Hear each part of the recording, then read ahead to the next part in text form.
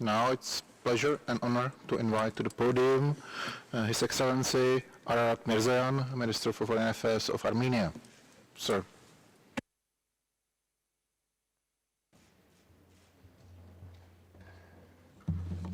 Mr. President, distinguished colleagues, ladies and gentlemen, Armenia congratulates the newly elected Bureau of the Human Rights Council under the presidency of His Excellency Václav Balek. We would also like to extend best wishes of success to His Excellency Mr. Volker Türk, as this is his first council session in the capacity of the High Commissioner for Human Rights. Armenia reiterates its unwavering commitment to the protection and promotion of human rights. This year again, Armenia received the highest rankings in the region by the World Press Freedom Index and the Democracy Index of the Economist Intelligence Unit. As a member of Human Rights Council, including at its bureau in 2022, Armenia strived to make a meaningful contribution to the international efforts to promote and protect human rights worldwide. I would like to particularly emphasize Armenia's contribution to international efforts on the prevention of genocide. We thank each and every state that supported the consensual adoption of the Human Rights Council resolution on the prevention of genocide put forward by Armenia in 2022. In 2023, we mark the 75th anniversary of the Convention on the Prevention and Punishment of the Crime of Genocide, the first human rights treaty adopted by the General Assembly. It was followed by the adoption of the Universal Declaration of Human Rights on the next day. There was no coincidence in such succession, as it was the aftermath of the bloodiest and most violent war in the history of humanity. Those two documents laid the solid foundation for the human rights architecture of the United Nations. Mr. President, the United Nations Secretary General has recently assessed that, I quote, "We are facing the gravest levels of geopolitical division and mistrust in generations," end of quote. 2022 was a challenging year for the Human Rights Council as well. As the High Commissioner recently put it, in spite of geopolitical differences, the Council should be the place where we come together to protect our shared human rights values and our shared humanity. We concur with him that the greatest challenge of the human rights system has been to ensure equal attention to the protection of rights for all. We believe that the protection of the human rights of the people of Nagorno-Karabakh has been continuously overlooked.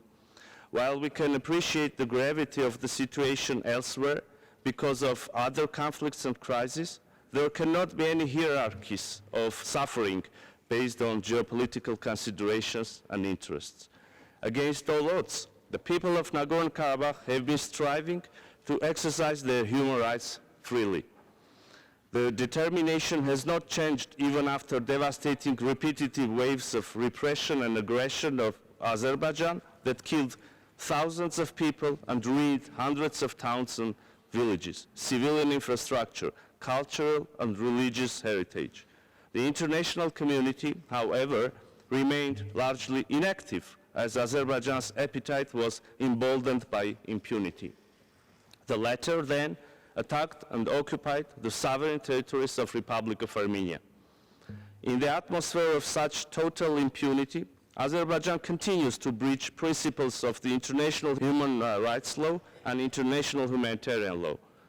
It has been for around 80 days that Azerbaijan blocked the Lachin corridor, the only road connecting Nagorno-Karabakh to Armenia and the outer world. Azerbaijan has also disrupted the electricity and is regularly cutting the gas supply. As a result, the Armenians of Nagorno-Karabakh are on the verge of a humanitarian catastrophe. Meanwhile, Azerbaijan announced at the highest level that it can lift the blockade for all those who want to leave Nagorno-Karabakh. It is a creeping ethnic cleansing in making.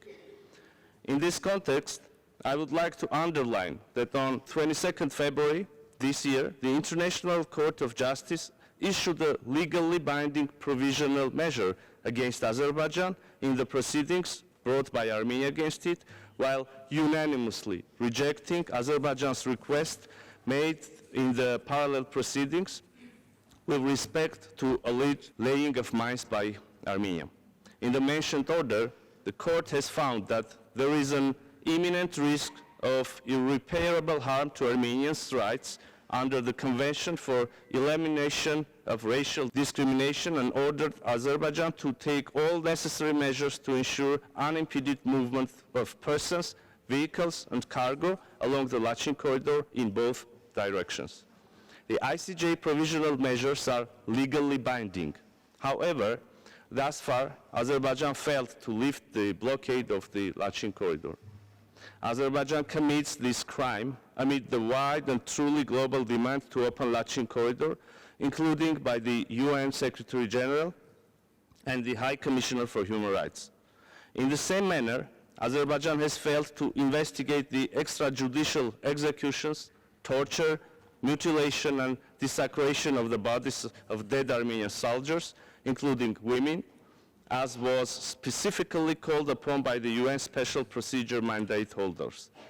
The UN human rights experts further emphasized that they still anticipate from Azerbaijan information on factual and legal reasons for the continued detention of the prisoners of war after the cessation of hostilities and the measures taken to inform families of the disappeared about their fate and the exact whereabouts. Let me conclude, Mr. President, by expressing Armenia's firm conviction that the deployment of the UN interagency mission to the Lachin corridor and Nagorno-Karabakh is the bare minimum that the international community can do in these circumstances. The United Nations is bestowed with a universal mandate and should enjoy unconditional and unimpeded access to people in need. The United Nations human rights machinery should be utilized for saving lives, extending the necessary humanitarian assistance, and protecting the human rights of the people concerned. The world needs positive and successful cases of the application of international mechanisms, the ones that they were created and mandated for. The international system cannot afford to sustain yet another failure.